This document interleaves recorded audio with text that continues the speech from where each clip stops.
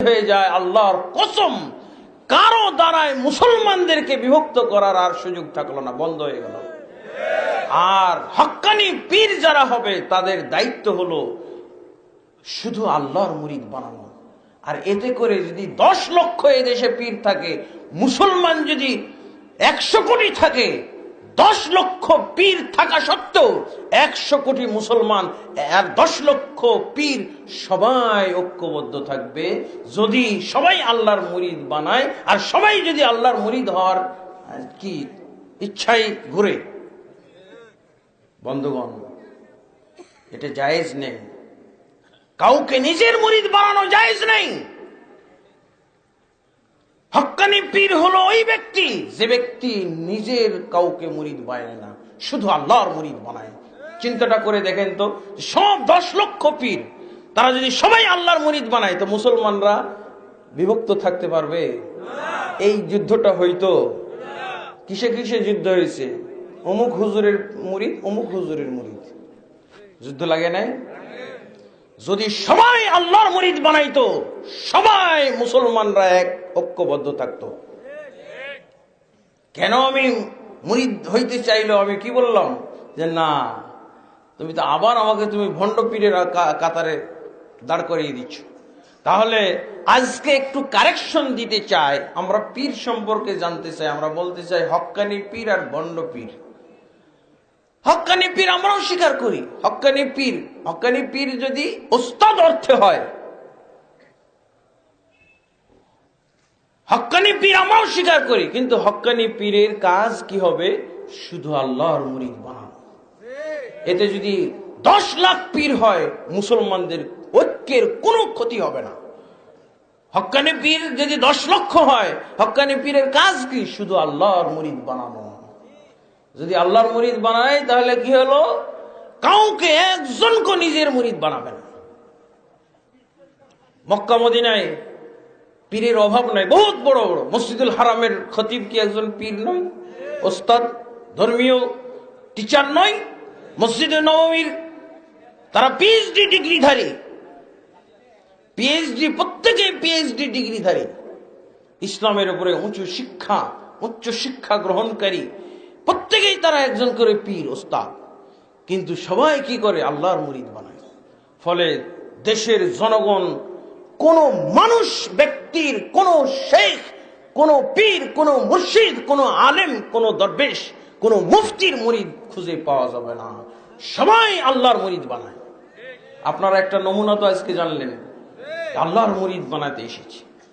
আর আল্লাহর মুরিদ বানাইতে হলে আপনি যদি এই কোরআনটাকে ব্যবহার করেন তাহলে আল্লাহর মুরিদ হয়ে যাবে।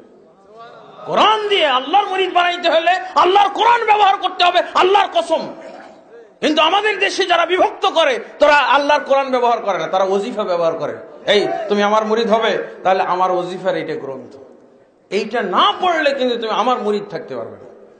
এটা হলো আমার আর তোমার মুরিদ হওয়ার ব্যাকরণ গ্রন্থ, ওজিফা।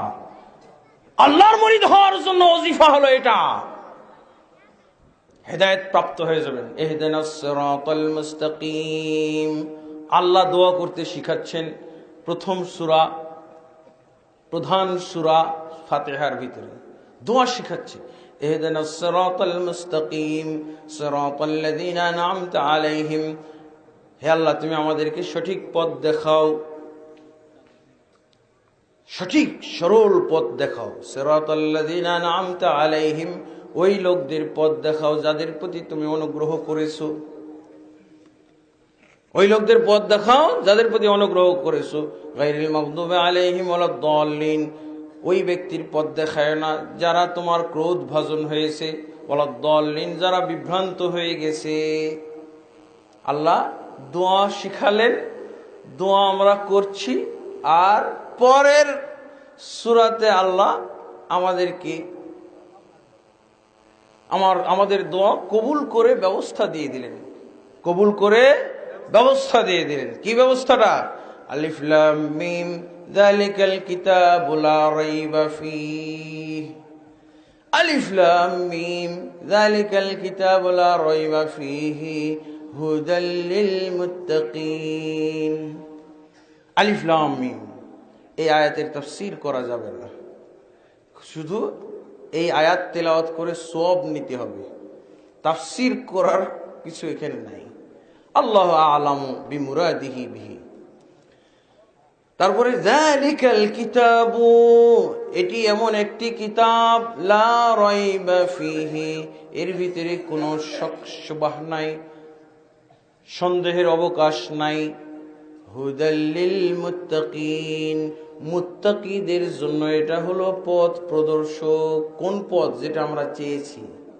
সূরা ফাতিহার শেষে পথ চেয়েছি না আল্লাহর কাছে, সিরাত, ইহদিনাস সিরাতাল মুস্তাকিম, আর সিরাতাল্লাযিনা আন'আমতা আলাইহিম গায়রিল মাগদুবি আলাইহিম ওয়ালাদ-দাল্লিন।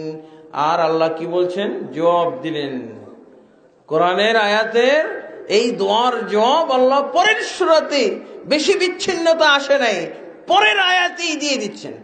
যালিকাল কিতাবু লা রাইবা ফীহি হুদাল লিল মুত্তাকিন, এটি এমন একটি গ্রন্থ। এর অর্থ এটা, তোমাদেরকে সঠিক পথ দেখানোর জন্য আমি গ্রন্থ দান করেছি, যেই গ্রন্থের মধ্যে কোনো সন্দেহের অবকাশ নেই, আর এটি হচ্ছে তোমাদেরকে সঠিক পথ প্রদর্শক। সঠিক পথ প্রদর্শক কোনটি? কোরআন। কে বললেন? আল্লাহ। আল্লাহ দোয়া করতে শিখিয়ে দিলেন, আল্লাহ দোয়া অনুযায়ী আমাদেরকে দোয়া কবুল করে রাস্তাও দেখিয়ে দিলেন।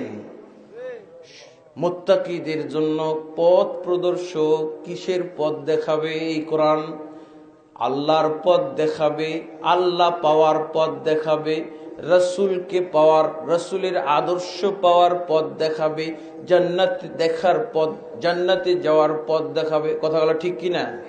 ইন্না হাযাল কুরআনা ইয়াহদি লিল্লাতী হিয়া আকওয়াম ওয়া ইউবাশশিরুল মুমিনিনা আন্না লাহুম আজরান কাবীরা। নিশ্চয়ই এই গ্রন্থ হেদায়েত দান করে, সবচেয়ে সঠিক পথ, সঠিক পথের দিকে হেদায়েত দান করে।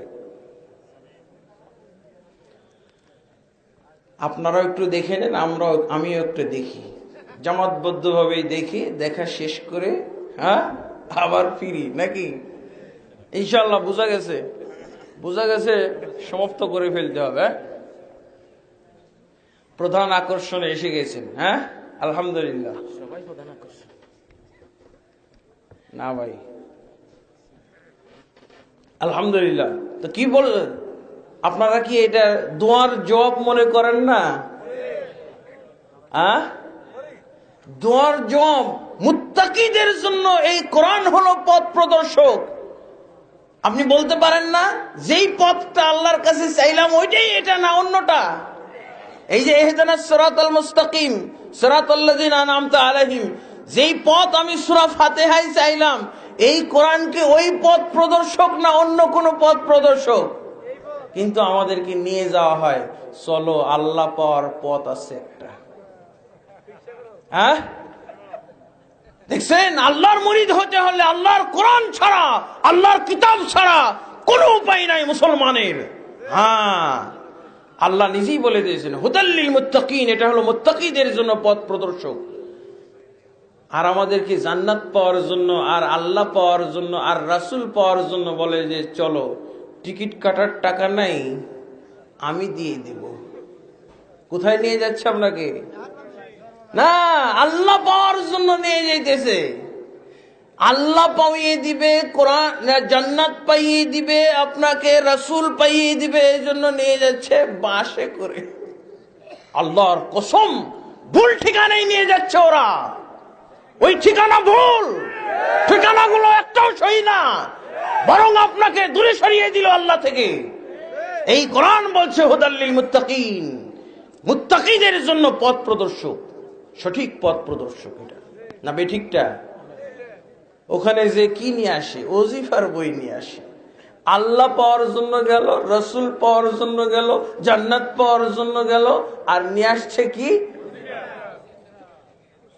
আল্লাহর কসম, এগুলো ভুল ঠিকানা। রাসূলুল্লাহ সাল্লাল্লাহু আলাইহি ওয়াসাল্লাম এর হাদিস হলো আল্লাহ পাওয়ার এবং রসুলকে পাওয়ার। রসুলকে পাইতে চাইলে কি লাগবে? কোরআন লাগবে, তার সাথে সাথে সুন্নাহ লাগবে, হাদিস।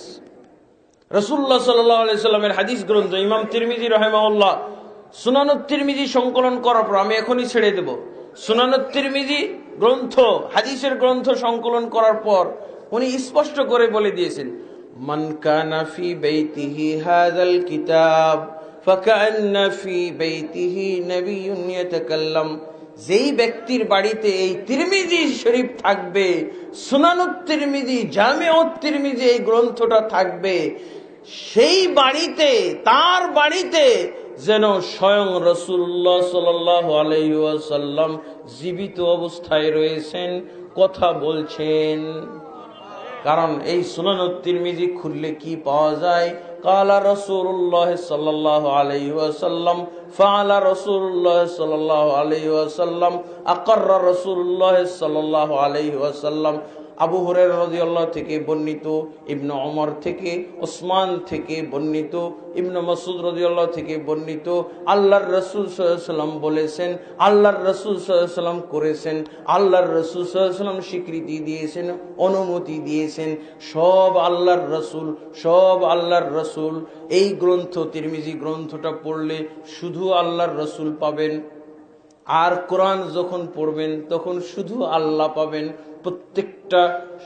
প্রত্যেকটা হরফ আল্লাহর মুখ দিয়ে উচ্চারিত হয়েছে, আপনার মুখ দিয়ে উচ্চারিত হইতেছে। আল্লাহ পাওয়ার ঠিকানা হলো আসল ঠিকানা, এটা আপনি বাড়িতে বসে পাবেন, আপনাকে ভুল ঠিকানায় নিয়ে যাওয়া হচ্ছে।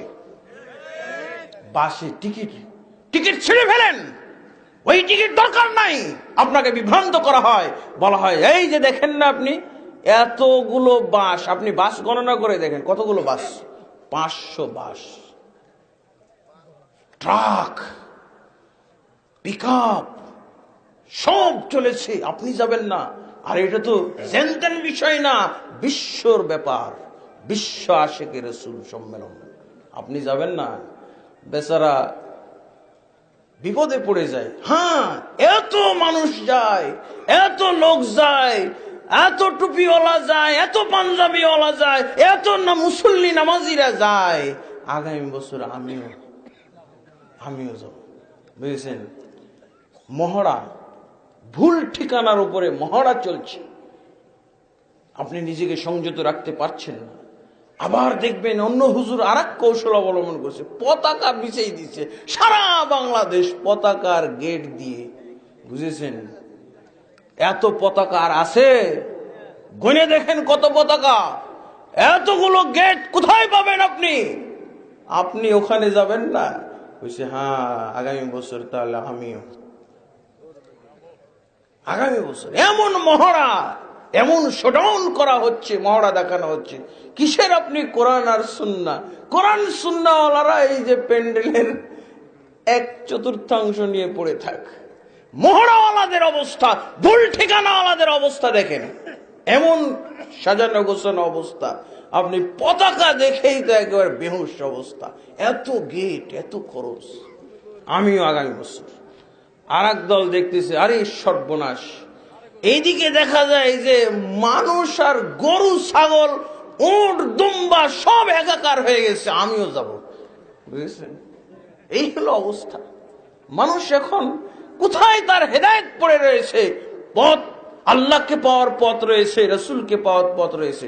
বন্ধুগণ, আমরা আজকে বুঝতে পেরেছি তো কোরআন। তাহলে এই সূত্র মোতাবেক যদি আমরা কোরআনের তাফসীর করি, আল্লাহর আহসানা তাফসীর, আর লিতুবাইয়িনা লিন-নাসি মা নুযিলা ইলাইহিম, তাহলে এই তাফসীরের মাধ্যমে কি হবে? শুধু আল্লাহর মুরিদ হবে। আল্লাহর মুরিদ ছাড়া, আল্লাহর কসম, কোন ব্যক্তির আজকে ঠিকানা কেউ পায় নাই, পাবে না।